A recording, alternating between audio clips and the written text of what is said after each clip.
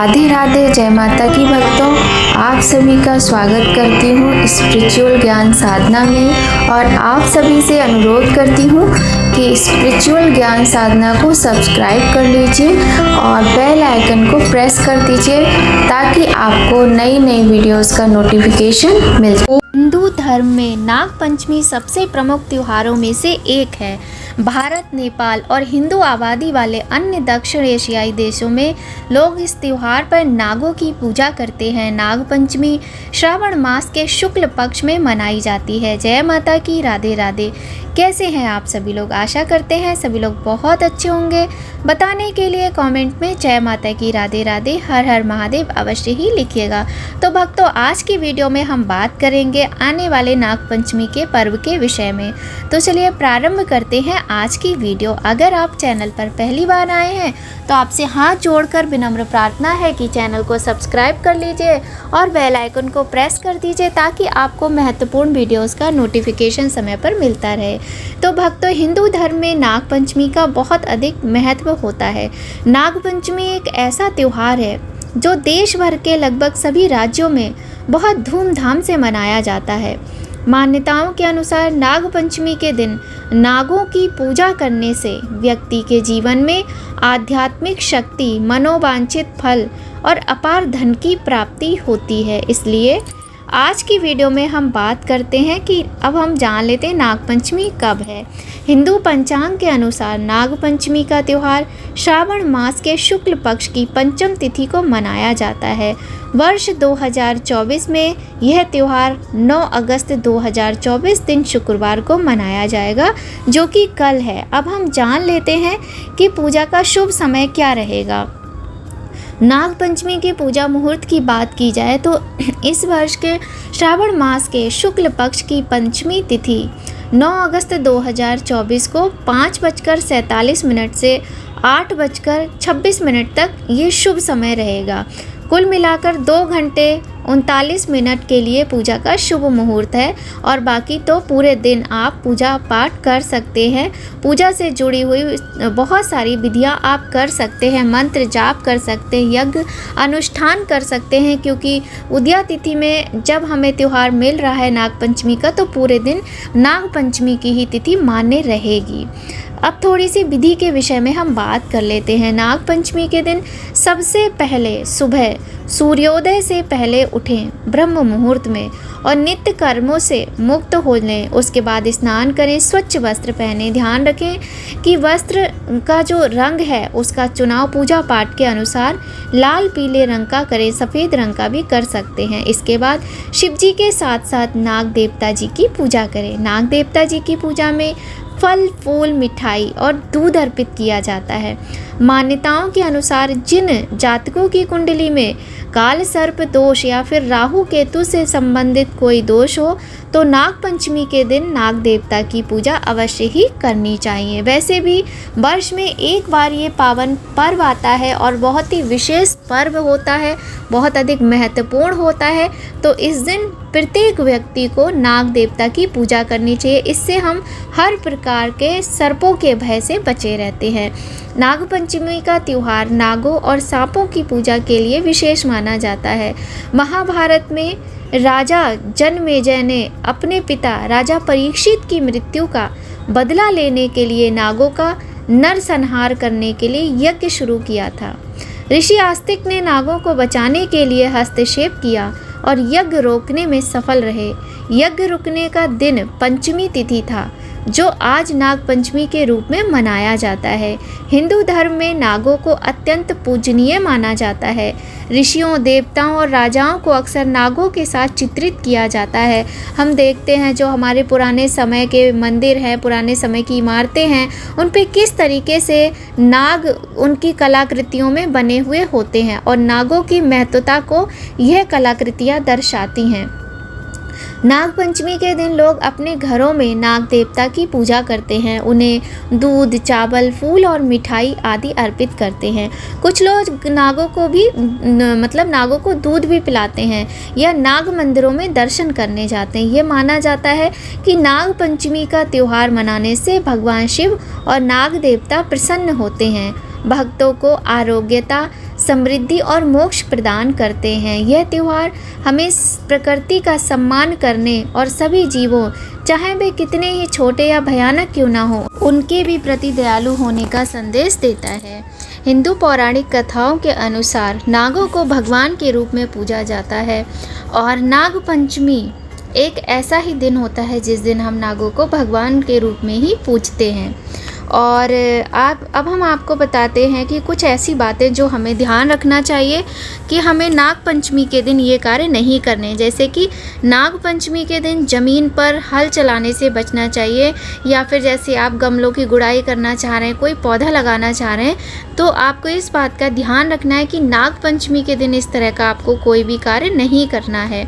नाग पंचमी के दौरान पेड़ों को काटने से भी बचना चाहिए, क्योंकि पेड़ जो बड़े बड़े पुराने पेड़ होते हैं उन पर ही सांप अक्सर अपना घर बनाते हैं, जिससे कि हमें पाप लगता है पेड़ों को काटने से। इस प्रकार से छोटी छोटी की बातों को ध्यान में रखकर हम इस दिन छोटे छोटे पापों को करने से जब बचते हैं तो उससे हमारे जीवन में बहुत सारी खुशियाँ आती हैं, जीवन में सुख संपत्ति की प्राप्ति होती है और हमारे कष्टों से हमें मुक्ति मिलती है। भगवान भोलेनाथ का श्रृंगार सांपों से होता है। भगवान नारायण सदैव ही शेष नाग पर अपनी शैया बनाकर वास करते हैं माता लक्ष्मी के साथ। तो सांप या फिर नाग देवता कोई ऐसे ही नहीं उनकी पूजा होती है, वो भगवान के समान देवता मानकर ही पूजे जाते हैं, इसीलिए उनकी पूजा होती है। सनातन मान्यताओं के अनुसार नाग पंचमी पर परिवार की सुरक्षा और नागों की पूजा विधि विधान से हम अपने परिवार की सुरक्षा के लिए ही करते हैं। हमारी परंपरा, हमारी सांस्कृतिक ये धरोहर हैं, इनको हमें अवश्य ही मानना चाहिए। इस दिन नागों की पूजा करने से नागों का भय समाप्त होता है। ज्योतिष के अनुसार जिन लोगों की कुंडली में काल सर्प का योग होता है उसे नाग पंचमी के दिन शास्त्रीय विधि से पूजा करनी चाहिए। इससे प्रभावित जातक के सारे दोष मिट जाते हैं। इस दिन के महात्म्य का एहसास इसी से हो जाता है कि उज्जैन का नागेश्वर मंदिर का कपाट साल में सिर्फ नाग पंचमी के दिन ही खुलता है और इस दौरान सर्पराज के दर्शन करने से भी काल सर्प दोष समाप्त होता है। इस दिन सर्प को दूध पिलाने से दैवीय कृपा प्राप्त होती है। ज्योतिष शास्त्र के अनुसार सांपों को चंद्र नोडस से जोड़ा जाता है, इसलिए इस दिन पूजा अनुष्ठान करने से काल सर्प दोष से मुक्ति मिलती है।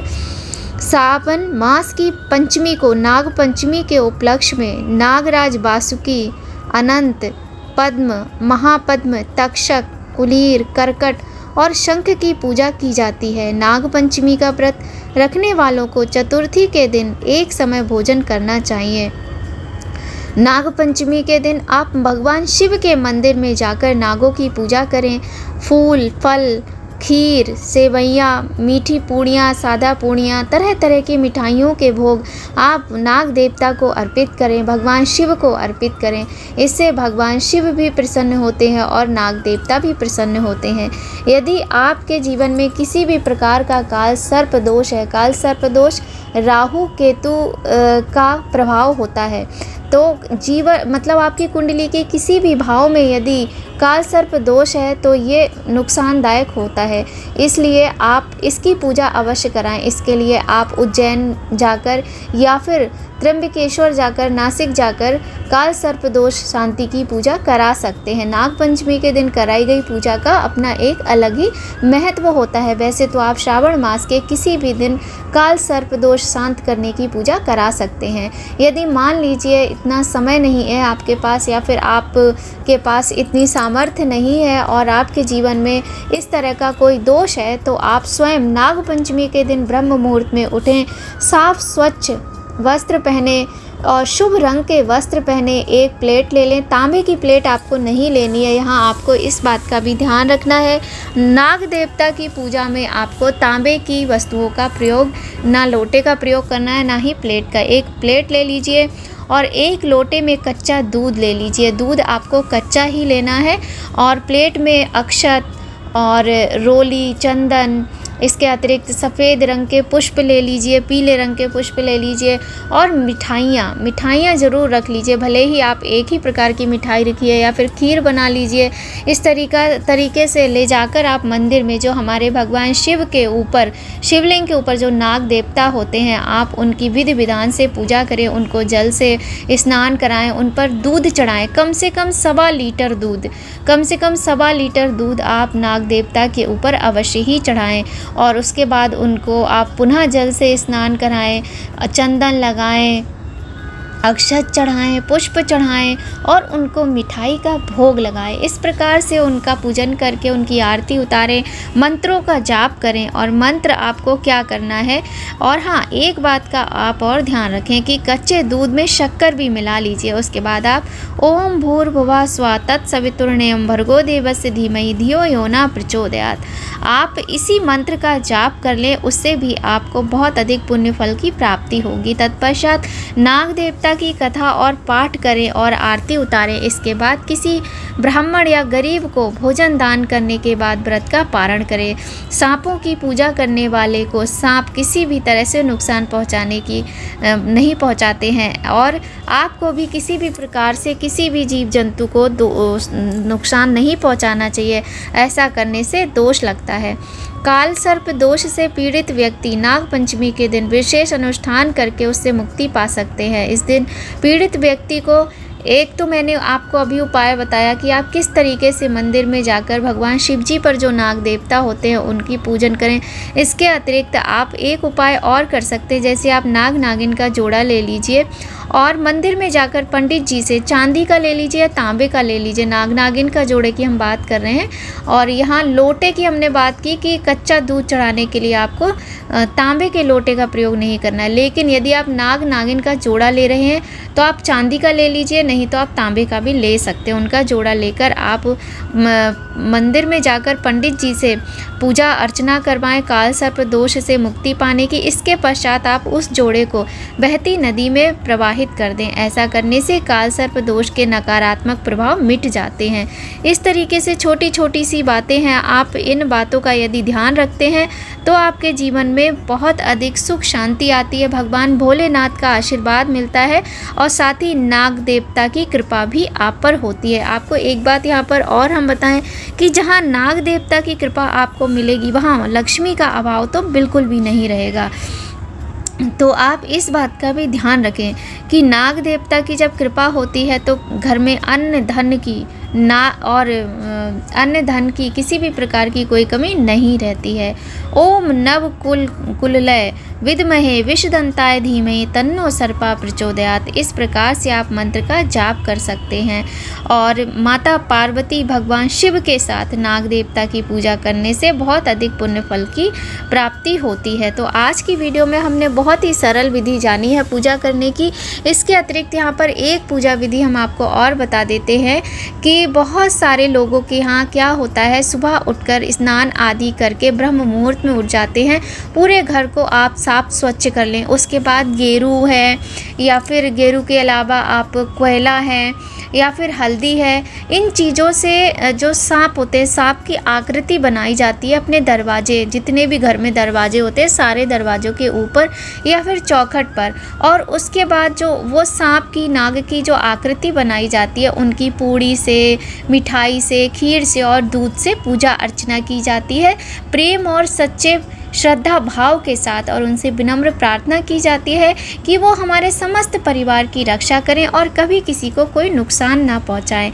इस प्रकार से बहुत ही सुंदर तरीके से आप पूजा कर सकते हैं, जो भी विधि आपको उचित लगे, जिस प्रकार से आप करना चाहें। कहने का तात्पर्य है कि आप कुछ ना करने से कुछ करना अच्छा होता है। तो आपके घर की जो परंपरा हो उसके अनुसार पूजा करें, और नहीं तो आपको वीडियो में जो विधि आपको पूरी तरीके से मन को आपके संतुष्टि दे, आपको लगे हाँ हम इस विधि से पूजा करें, तो आप उस विधि से कर सकते हैं।